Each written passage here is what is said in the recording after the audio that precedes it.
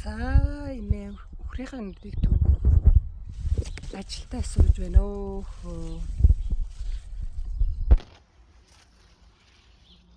Шуура тара салхинд ингээд бүр юучгүй унчихсан. Тэгээд имээ үхрийнхээ нүдийг төвж байна одоо.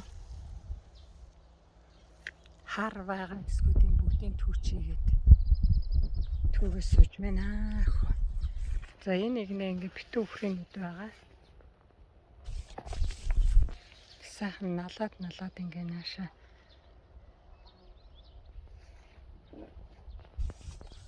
Бүгд унчихсан газраар нэг үхрийн нүд болцсон байж байна даа. Маш хүчтэй шуур болсон. За гэртээ ирсэн ингээ үхрийн нүдмээ сайхан ургацсан усалж маслаагүй хэрнээ ингээ навчин шаарлсан ч гэсэн маш сайхан ургаад ингээд зөндөө үхрийн нүд өчгсөн байж байна. Энэ гадаа цайны навч бас ингээ битүү сайхан ургасан. Ингээд үхрийн нүдээ төвдөх том ажилтаа сууж байна. Та бүхний сонсон сэтгэлчлэн мэдэх болтугай.